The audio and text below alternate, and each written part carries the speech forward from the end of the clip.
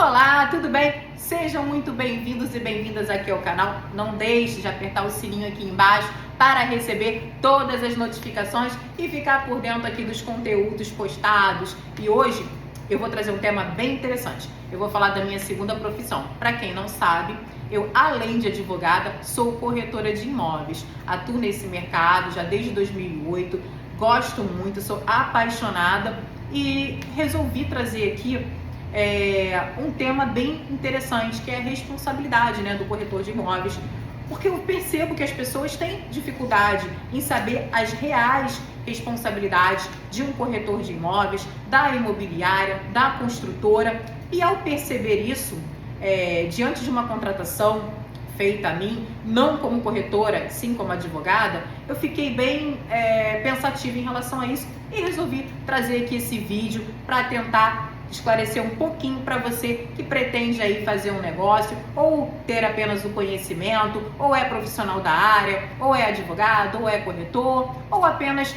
a título de conhecimento mesmo. É bem interessante ficar ciente aí, dessas questões, que vivemos num mundo que estamos o tempo todo aí fazendo transações, as transações imobiliárias, elas crescem cada vez mais e estamos com o mercado aí aquecendo novamente e é interessante sabermos aí, principalmente, quais são as responsabilidades que tem um corretor de imóveis, que tem a imobiliária. Você vai contratar um profissional, é interessante você saber alguns detalhes, para você depois não ficar perdido aí sem saber qual realmente é a responsabilidade. Então vamos lá. Lá no Código Civil, nos artigos 722 e seguintes, trata da corretagem.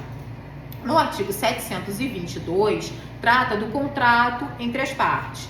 No artigo 723, especificamente, trata da responsabilidade. Esse artigo é tão interessante que eu vou ler ele aqui para você fixar aí na sua memória e lembrar de mim aqui lendo para você esse artigo. Vamos lá. O artigo 723 diz o seguinte: o corretor é obrigado a executar a mediação com diligência, prudência e a prestar ao cliente espontaneamente todas as informações sobre o andamento do negócio. Gente, isso aqui é importantíssimo. O corretor, ele não pode deixar de assistir, de prestar aí zelo, diante aí ao cliente, de ter uma atenção ao cliente, de esclarecer todas as dúvidas do cliente. O corretor não pode fazer isso. O corretor tem que deixar o cliente ciente de tudo que envolve o negócio, ressaltando aí as questões éticas e morais. Essa questão legal é muito importante. Lá no parágrafo único, inclusive, fala sobre as perdas e danos, que diz: sob a pena de responder por perdas e danos, o corretor prestará ao cliente todos os esclarecimentos acerca da segurança ou risco do negócio, das alterações de valores e de outros fatores que possam influir no resultado da incumbência. Gente, isso aqui é essencial. O corretor, ele pode responder, o corretor, tanto a imobiliária, ressaltando que a responsabilidade dos dois é solidária, podem responder por perdas e danos se deixarem de prestar esse auxílio aqui ao cliente, se deixar de esclarecer ao cliente, se o cliente não entender bem o negócio, se acontecer alguma coisa que traga prejuízo ao cliente, o corretor e a imobiliária podem responder por perdas e danos. O artigo 724 trata da remuneração, que fala que a remuneração do corretor, se não estiver fixada em lei, nem ajustada entre as partes, será arbitrada segundo a natureza do negócio e os usos locais. Então é importante sempre no negócio, antes de firmar o negócio, ajustar aí nos termos aí do contrato a remuneração ou percentual de porcentagem aí devida ao corretor, para não ter nenhuma dúvida, gerar nenhum tipo de problema posterior. Lá o artigo 725 fala quando essa remuneração é devida. A remuneração é devida ao corretor uma vez que tenha conseguido o resultado. Mas eu vou ressaltar uma coisa aqui: previsto no contrato de mediação ou ainda que este não efetive em virtude de arrependimento entre as partes. Gente, eu peguei inclusive já causas em relação a isso. Quando ocorre o arrependimento ali do negócio, o corretor vai sim receber a sua remuneração, salvo algumas situações aí específicas. Mas se houver arrependimento, se o corretor trabalhou ali no negócio e o negócio não ocorreu por arrependimento das partes, ele vai receber sim a sua remuneração porque ele trabalhou. O artigo 726 fala que se iniciado o negócio, iniciado e concluído o negócio diretamente entre as partes, isso é muito comum. Nós, corretores de imóveis, sofremos muito com isso. A gente faz a intermediação, as pessoas depois fazem o negócio entre si.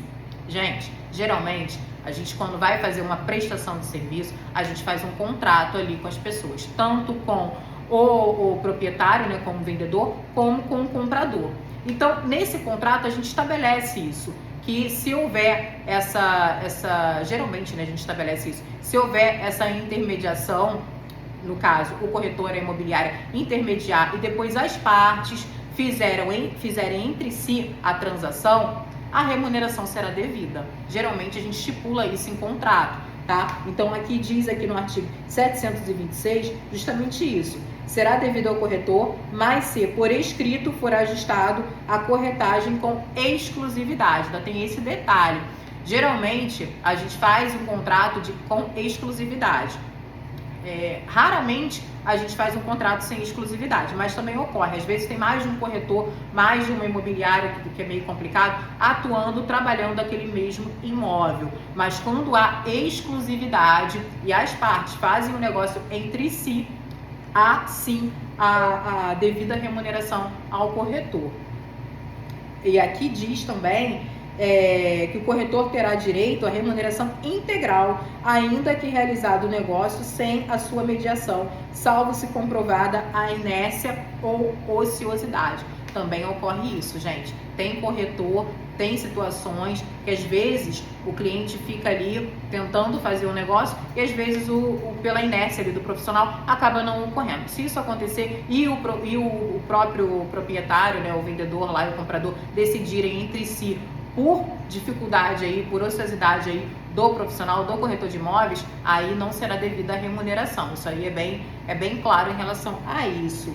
Então, assim, o artigo 727 fala que se por não haver prazo determinado, o dono do negócio dispensar o corretor e o negócio se realizar posteriormente, também ocorre muito isso, gente, como fruto de sua mediação, a corretagem lhe será devida. Igual solução será adotada se o negócio se realizar após a decorrência do prazo contratual, mas por efeito dos trabalhos do corretor. Isso ocorre muito. Geralmente a gente faz um contrato ali por um período, né, há tantos meses, né, um período ali de tempo trabalhando aquele imóvel, a gente pede exclusividade nesse tipo de contrato e nesse período a gente está trabalhando ali o imóvel e pode acontecer de posteriormente ter passado já esse período por intermédio do corretor, pelo trabalho do profissional, o corretor ter conseguido ali um comprador, né, para aquele imóvel, o corretor terá direito sim à remuneração também. Isso também é muito importante ressaltar. Aqui a gente tem que ressaltar tanto as responsabilidades do profissional, como também os seus direitos, porque acontece muito isso, as transações fora da imobiliária, fora do corretor, e aí acaba prejudicando aí o trabalho do profissional, e não é isso que deve ser feito, né? Devemos respeitar aí os profissionais e ter zelo, o profissional também ter zelo. Eu aconselho aí, como colega também, a todos os corretores de imóveis, estar sempre atentos aí à legislação, ao Código Civil, às legislações específicas, para sempre fazer o melhor negócio para o seu cliente. Gente, obrigada, até o próximo vídeo. Não se esqueçam de dar o like.